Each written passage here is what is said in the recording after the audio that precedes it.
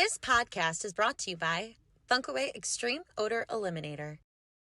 Hey guys, welcome back to another episode of Pothead Parent.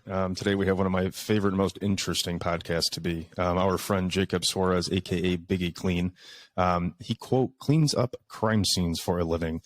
First off, congratulations on 1 million subscribers on YouTube. That's huge. We just broke like 300 and I was like doing fucking jumping jacks. So that is huge. But I'll allow you to introduce yourself and just a little bit more about you.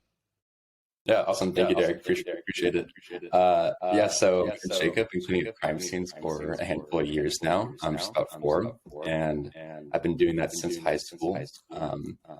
And so basically, I went off to college for a little bit to go and pursue that route. So I gave up crime scene for a bit, but came back over the past couple of years, and it's been my primary thing. I absolutely love it, and looking to share with my audience the ins and outs of this type of job.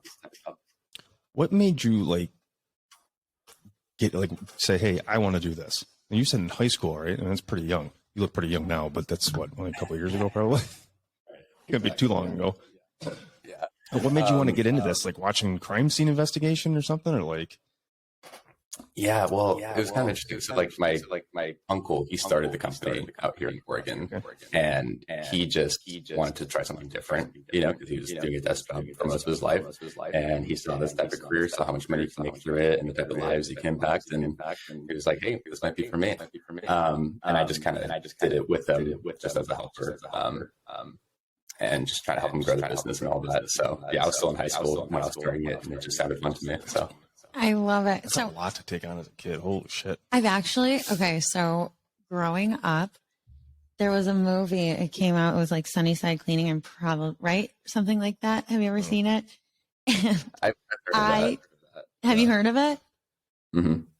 Okay, so the movie is hilarious, and it's along these lines of, this family who makes it the family business to clean up crime scenes. And it made me obsessed with cleaning up crime scenes. I don't do it, but then I started getting into like morgues and like bodies and putting makeup on them and so on. I went down a rabbit hole and I was like, wow, like this is really intriguing to me. And then I started thinking, I'm like, oh, maybe one day I want to open a funeral home or, whatever. That you really just got thrown into the business. And at this point, do you feel as though, you truly love it? Or do you want to expand on something more with it? Or are you just taking it for what it is now and you'll expand later on? I mean, I'm dying to know what your plans are with all of this. No pun intended. Yeah. Yeah, very dying to know. So oh my God, the dad jokes with him. Right. I can only imagine, right? So with the whole crime scene cleaning thing and hoarding cleanup, I love doing it and I love being able to impact people's lives with it. And so kind of my future within this niche in this industry is to hopefully utilize my audience to help bring more people more awareness of this type of, mental health conditions that people go through. And so hopefully with my audience, I can go in and basically start my own business and help as many people as I possibly can, and not let money be a factor in whether someone gets the hoarding cleanup help that they need or the death cleanup help that they need without money being an issue for a lot of it. So that's kind of my plans and hopes to stay within this industry and impact most people possible with it. So yeah, that's awesome. I don't think, like you just hit it, that I don't think a lot of people realize that hoarding's a serious mental issue. Like we would watch it every Sunday, while we were eating breakfast, as fucking weird as that sounds. Is like entertainment, but that's real life. Like I think my dad's parents used to be like a decent hoarder, because now that I'm thinking about it, when I was a kid, there was rooms you couldn't open the door, you couldn't get in, they were packed with shit. The basement was a death trap. But yeah, that's a big mental issue. I feel like people, have obviously lost something in life and they're just holding on to everything and anything. I mean, I've seen stuff where there's, I would imagine you've cleaned this up, just bathrooms full of just feces and diapers and God knows what else in there. But how was what was that moment, the first crime scene you walked on and you were like, okay, I'm here? What was that feeling like? Right. Yeah, so I do remember it quite well. I was incredibly nervous for it because it's a family business, and so we kind of prep tackle the kids before they go into their first major death scene. It's kind of a lot to take in for being 17, 18, 19. And so I remember having that talk and being like, hey, you're about to walk into something. It's going to be pretty bad. Be a lot of blood and guts. It was a suicide. Unfortunately, this was a suicide for father of 3 young girls. And so at 17, that just made the whole thing a lot more difficult, I guess, for me to stomach and grapple. And so we get into the scene, and I've like no idea really like what we're about to walk into. And then we first greet like the widow and then some of the family, and they're all pretty shook up, obviously.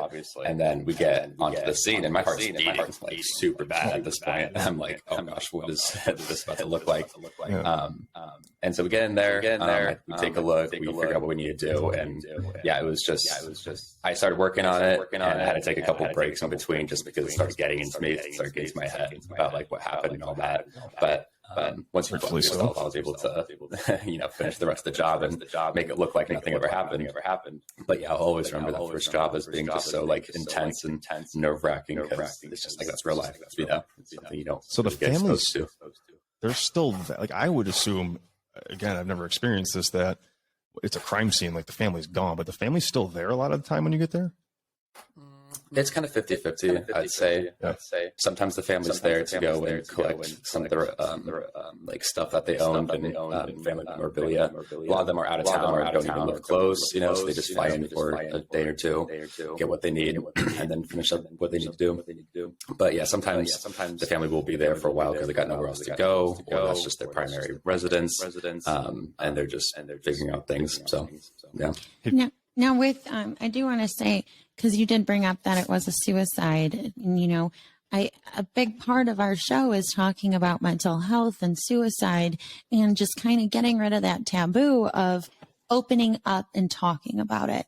And I think that's something that you're doing on your own, through, your pages without intentionally, well, I mean, now I'm sure you are intentionally doing it, but it happens that way, to be able to bring death out and make it a normal thing, because it is a normal thing, and losing that taboo towards that.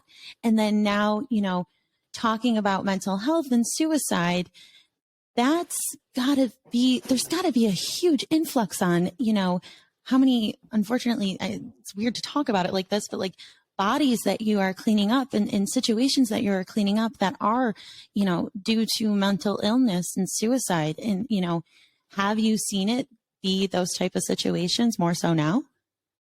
Yeah, I'd say the death cleanup part of the business really picked up during COVID, when a lot of people were alone, didn't have a lot of social interaction, and a lot of the world just sort of felt helpless at this point. And so it was pretty crazy seeing the absolute spike in suicide cleanup jobs we were doing, especially for like young males, especially. We were just doing those every other week, essentially, and it was pretty sad to be doing that on a consistent basis. Sorry. How do you cope with this on a daily basis? You're constantly seeing something considered gloomy and scary and taboo. I mean, how do you deal with the mental part of this? Yeah, so every crime scene cleaner is different, and each one kind of has their own reasons why they do what they do and do the impact that they want to have. For me, it's like I always put myself in the mindset that it's better that I clean it up rather than the mom or dad of the deceased. And so that framework helps me push through and do what I do, because under no circumstance should a loved one have to clean up the remains of another loved one. I just think that's the absolute worst. And so if I can help alleviate some of that suffering and that grief, then I think it's worth it for me. Obviously, it can still weigh on me, especially for the ones that are my age, who've committed suicide, and I'm cleaning it up because it's just more relatable that way. Those ones hurt a little bit extra. Get me home going a little bit sad and wanting to be close to my family. But yeah, other than that, like most of it is just like, it's just a job. It's something I need to do to help make people's lives better. And then you just sort of also need to have that separation between you mentally and whatever's going on. Like try not to actively seek out things that can, I guess, humanize the situation, So if it'll be like in a bedroom, I try not to look at like any of the things he owned or pictures that could show him. You don't really want to start creating that attachment to someone as you're like doing this job. It kind of affects performance, and obviously it's not great for your mental health either, for every single job to associate so strongly with it. So, yeah. Now, you're in Oregon now, you don't have to answer this question, but are you cleaning up, like, it sounds fucked up, but like your neighbors, like, are these, the jobs you're doing are nowhere near you? Are they in a different state? Like, are you driving by these houses going, I just cleaned that dude up yesterday? Like, it's got to be insane. I cannot imagine that. Yeah, that is a tricky part. After having done this job for such a long time, is we'll be driving through the city and we'll be like, oh, hey, I did a job right there in that house. Or I'll see a corner house and be like, oh, that was a gnarly death scene right there, That's wild. I had an instance, like, I don't know, half a mile from my work, where a guy flipped over his car. Everybody's standing there. No one knows what to do. I came out. Fast forward a little bit. This guy's upside down, seatbelt across his throat. Purple is my sweater. His leg is his foot's amputated and his bones just stripped. Like, I mean, gory, graphic, not normal shit. And every single time I drove to work and from work, I just pictured that scene every single day. And that eventually just wore on my head to the point where I would take different routes to work because I didn't want to keep seeing the same shit. So I relate with you on that part of it. That's wild. Now, are you noticing more, like, I know we said suicide rates are obviously up, but sounds whack, but what type of suicide? Is it people, more drugs? Is it accidental overdoses? Is it guns? Is it hangings? Like, what is, like, the common one you're seeing? Yeah. I think they're more gunshot suicides than anything. We've done a handful of drug overdoses over the past couple of years, but I'd say most of the suicides we're doing are pistol suicides. The first job the company ever did when it opened up here in Oregon, I think it was like a shotgun suicide. Very first job ever, first time in the industry, and they got a shotgun suicide like all the way across town. And we've only done like one other besides that over the past 4 years, but it's like some of the most brutal stuff they said they've ever seen. So yeah. Oh God. Welcome to the industry with that. Oh shit. So with it being a family business, do you guys support each other and talk about these things? You don't have to get into detail with anything, obviously, but do you find that, maybe if you are doing that peer to peer, does that work to help, alleviate some of that mental health stress that comes with it? Yeah, I would say it definitely helps a lot having family there on the job and just afterwards to talk through like what we just saw on the scene. So like when we're on an actual job site and say it's like a suicide for someone, and one of the bosses, one of our aunts or parents, sees us cleaning it and sees us looking around, reading the stuff around the room. They're like, hey, you should cut that out. You don't want to form that attachment to this person. Try to just stay focused on the thing at hand. Because the young we humanize it and we see the people for who they were because they're generally our age, in their 20s. And so we want to sympathize with that. Plus, it's just a natural curiosity. You want to like see like, oh, who was this person that you're cleaning up after? But it's really not a great healthy thing to do for your brain. So they help us in situations like that. Yeah, then just picturing all of this at one time, like this sounds crazy, but you can make a movie out of this, like as a family crime scene cleaning investigator. I know, right? I did. That's wild. Seriously, was the movie I watched when I was a kid, and it's crazy. It's definitely Little Miss Sunshine. That's the movie. Never seen it? I'm not a movie person. You've never seen it either, Jacob? Little Miss Sunshine? I don't think so. Oh my God. Now I need to send it. And I feel like I need to put like a link. It's all about this family who goes in and cleans bodies. We're going to have to watch it. Really? We're going to need a Netflix and chill, date night moment for each other. Yeah, we can watch it live. It would be hilarious. You can just call it's like me watching a military movie. That guy didn't reload. There's not 55 bullets in the magazine. That's not going to happen. That's false. You can't watch any movie with me because I just ruin it. But right. You could sit and watch it and now, be like, you know what? That's not how that happens. That's I remember watching I remember some crime show. I used to watch it all the time, the same time forever. And you like see the crime scene, but you never think of like when they leave, like, all right, see you later. Like it's like war. It's like, people get killed, people get blown up, and people just think that the stuff is like a video game and it just vanishes. Like, no, that shit's staying there until someone moves it. Like, I know, yeah, literally, yeah. Literally, like, have you ever walked onto a scene and you were like, okay, I'm out? Like, have you ever left a scene or borderline left? wanted to. I'll tell you that. Yeah, well, I'm sure. I'm like, oh gosh, I want to do this. I don't think I've ever gone out just because it's like too much to handle, you know. But I think some have just been so badly damaged to the point where it's like, hey, like we could clean it, but you're gonna waste like $10,000, you know, because you're gonna have to like destroy Okay, so I thought about that. anyway. You had one video you put up. There was like a 400-pound dude that was like dead for like a couple weeks or something. That like it was in the floorboards, and I'm thinking, I'm like, I wonder how much they paid him to clean this up, and then why wouldn't they have just gone just sawzall and just, I mean, it's nasty, but just thrown the shit out and redone it. Like, I'd never thought about this until a couple weeks ago. Right. Yeah, I wanted to. Oh, I'm sorry. I wanted to jump into about, you know, going back into hoarding. Now, do you find, so I want to say, because he brought it up that it was his grandmother and grandparents. That also happened in my family on my dad's side as well. With my grandmother, she would just consistently shop. I loved it as a child, but I guess, you know, as things add up in the house, it doesn't make sense. Do you think that that's like an older generational situation and that's kind of, you know, evolving out? Or do you still see it with people that are our age and, you know, younger? I'm just wondering. That's actually a really good question. I should probably make a video on this, but generally for the jobs we're doing, it's people over 30, 40, you know, people in their 50s that are in these bad hoarding situations, right? And I think it makes sense because a lot of the bad hoarding scenarios are done after some type of traumatic event happened in their life. You know, no one really just wakes up and decides to go and hoard everything they've ever owned and all this trash. It sort of just grows on people, usually after a traumatic event. So the amount of young people who are living in bad hoarder type situations is pretty few and far in between. But I think that could just be a time thing. Like they haven't gone through enough life to feel a significant amount of, you know, hurt or have a terrible, hurtful thing happen yet. But yeah, I think it's generally older people. It's also an American thing too. You don't really see a whole lot of hoarders outside of the US. Yeah, that's true. Right. And then with have you ever come across like families and parents and they have children in the home and you're seeing it all over the house? Yeah, the family hoarder family hoarder scenario type of thing is fairly common.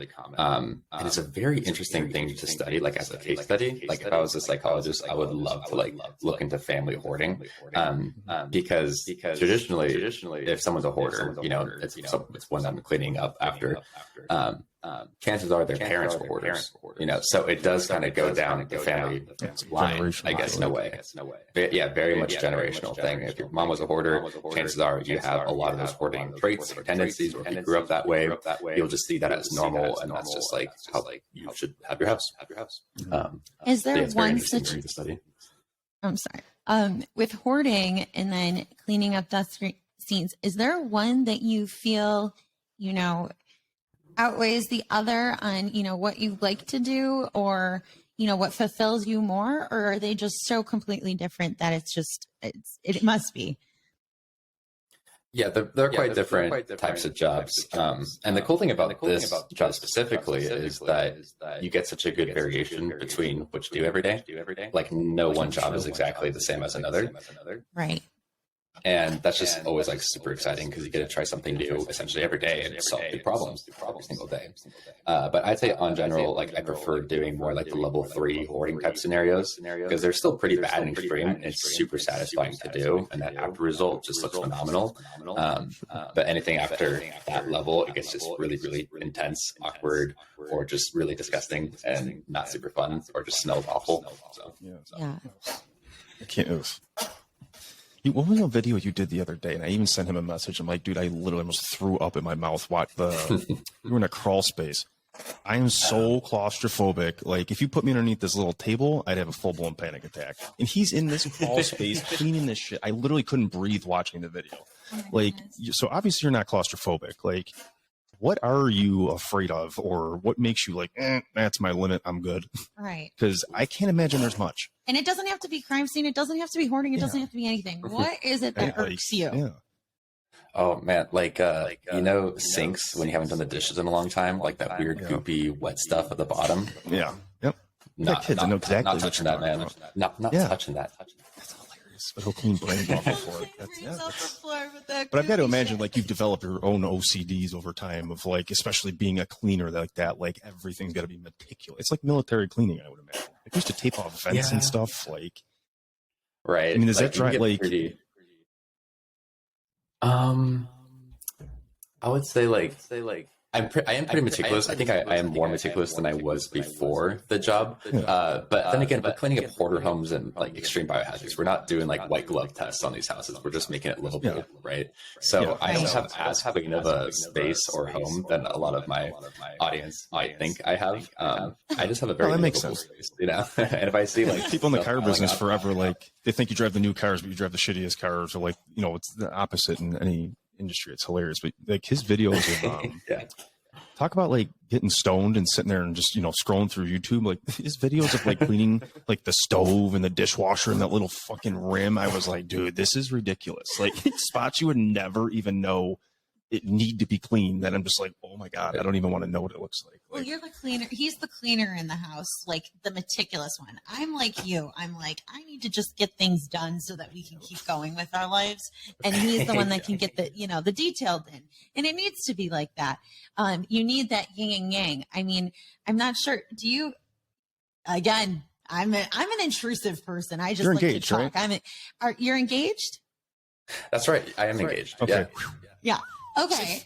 And so, you know, with that, does your significant other feel a lot of, you know, do you come home with this stress sometimes, or do they feel that off of you, or do they help you I don't even know if maybe they work with you. Yeah, so my fiance Molly, she's phenomenal. We're actually in the middle of moving her out of her current apartment into this whole space down here. So that's the whole thing. But yeah, no, having her there as a partner does help quite a bit. When I come home from those super stressful situations or just really nasty, awful, disgusting type of things that happen. Because I can just go home and she already knows kind of like, you know, what happens. I don't have to go into a whole lot of detail with her. I could just say a few words and she'll be like, oh, yeah, damn, I know, that's rough. And then she'll just know, right? And so that's really comforting just to have someone that like understands I guess, maybe some of the pain and grief, you know, that comes with the job. But she's great, but just to distract me from work too. Because, you know, you do bring it home sometimes. You do want to think about it, think about how you could have done better. Like, or maybe something you missed, you know, it's like, oh crap, maybe I didn't get that part all the way as good as I possibly could, or could have patched that up a little bit better. And you're like, oh dang, now the family might see that, and then you just kind of get into your head about not doing a perfect job. But yeah, so if she's there to distract me and get me on doing something else, that's really awesome. Now, is she going to jump into the family business, or is she like completely like out? I don't know. I'm curious to see, because we are in talks with like another brand to do some content with them for some hoarding and crime scene cleaning. So, but that'll be out in Florida, and so we're going to start a whole new life basically out there, and that'll be my full-time thing essentially, the whole content creation and, you know, doing hoarder homes again. And what she wants to do is, I know, right? I'll look there. But yeah, what she wants to do, it's kind of up to her. She's talked about, you know, helping out with some of the social media stuff, answering emails and posting content up on there. I'm sure she'll be on a handful of job sites, you know, maybe holding the camera at first and then eventually getting into her pink hazmat suit. So has she been on one yet, or not yet? Not essentially, not really. She was there to pick me up one of the days, but she hasn't like worked a full hoarding job. It is a little bit of an initiation thing, you know, getting into the family. How did you smell when she picked you up? I can't imagine that was pretty. We go out for dinner after, you know, a late day for me for work. I always got a shower first. She'll never let me go out to somewhere nice after work. It just doesn't happen ever. I can't even imagine that.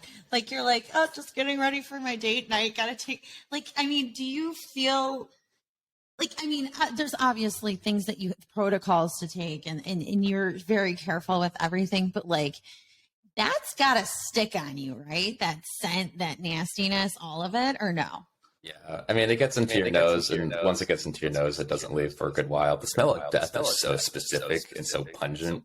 And if you've been in there all day, like, you're going to smell it for the whole next day too. You know, it just... There was, I think it was on your page, or I went down a rabbit hole on YouTube after that, and some interesting things, but there was one where like the body was in there. Maybe it was a 400-pound dude that like you could smell it when you pulled up.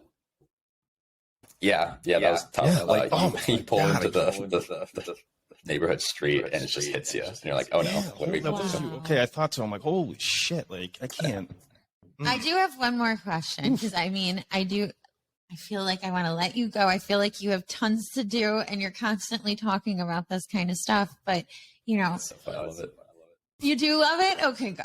But what was your weirdest like cleanup where you're just like, what, or like area that you had to do it in, or like, I don't know, like what was it that you were just like taken away by what it was? Mm-hmm. Oh, I remember one.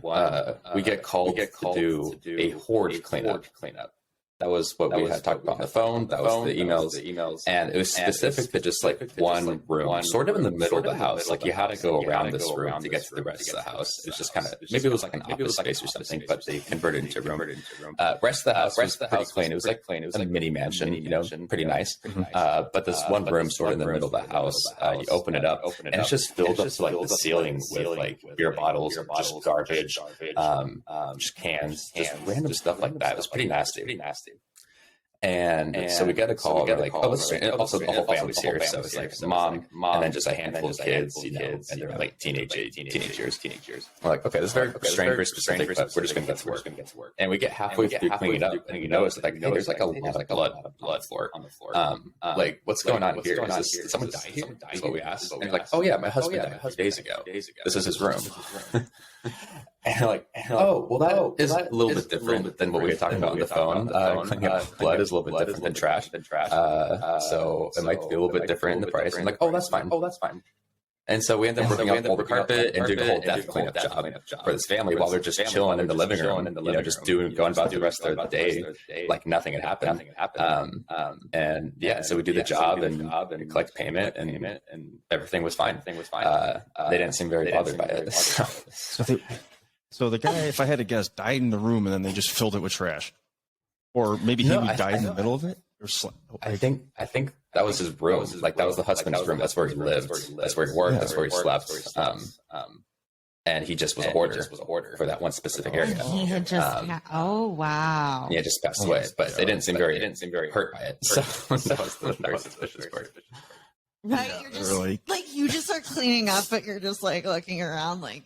Actually, that was on my list of questions. Have you ever been cleaning up a crime scene and someone comes in and didn't know that said person was dead, or anything like that? Like, how do you do you have security with you? Like, if I'm cleaning a murder scene, like I would want somebody at the front door to make sure no one's barreling in here. Like, you know what I mean? Like, people are whack nowadays. Yeah. No, people are crazy. I'd say for the no one's ever like showed up. Well, like concerned neighbors for sure. I mean, you wear a hazmat suit outside this neighborhood, and people are like, "Hey, what's going on in there? Should I be worried?" Especially during COVID. Someone's like, "Did he have COVID?" You know, full face respirators and all that. It's like, oh my god! I'm sure you were a million memes that you don't even know about. Oh my god! Yeah. And so we're like, we were full respirators for like biologics, you know, and death cleanups, not for like COVID. Like, just we're a little mask that we find. But not usually concerned neighbors will like walk in on us, be like, "Hey, what's going on here?" Like, "Hey, actually, this thing just happened." So they walk right in the house. Yeah, just nosy as fuck. I can't. Oh my gosh, the door's open. Sorry, hello. The amount of Karens in this world are that's crazy. They just want to know. Yeah, especially like the super private situations. Like we'll be doing these hoarding homes, and obviously that's a big embarrassment for people in these conditions. And you'll get, you know, little Miss Karen, nosy neighbor walking in through the backyard and be like, "Hey, what's going on over here? That's a lot of stuff in the house. Don't forget to clean that up." Like telling us how to do our job type of stuff. It's like so strange sometimes. Don't wait. Like I know. Yeah, it's like I would almost have a security team. You should create a security team just to like shoot people away. I think what you pay them would be worth it to like not have to give them a assault gun. Yeah, literally a little Nerf gun. That'd be hilarious. Just shooting people with Nerf guns. Go away. Has it gotten to a point? Has it gotten into? That's how my head works. Has it gotten to a point where, like, I mean, you're pretty big on social media, where you're going out in public and people are noticing you? I'm dying to know. Sometimes. It's usually been at the Chipotle by my house. It's happened like 3 times over there. But specifically at that location, not really anywhere else for some reason. Yeah, but I mean, so then do people approach you online telling you like what your videos have done for them or anything along those lines? I think that's been the coolest part, at least back in the day when I was posting jobs of me at the crime scene or at the hoarding scenes and talking about it. Is that a lot of people in the comments would be like, "Oh, this video is really helpful to me and giving me the motivation to go and clean up my own place. You know, I'm a level 2 hoarder. This has helped me like stay on track." And I'm like, "Oh, that's sweet." And then even when I talk about the mental health stuff with the suicide cleanups, you know, and talking about what it's like cleaning it, people will see that and be like, "Oh, I had no idea that someone's going to go through that after I pass. You know, I don't want to. It's just another reason to not commit is because I don't want to put someone's pain through that. So seeing comments like that has always been super encouraging because it's like, oh, these videos kind of give people new perspective and understanding of like what happens post death or for these hoarding situations.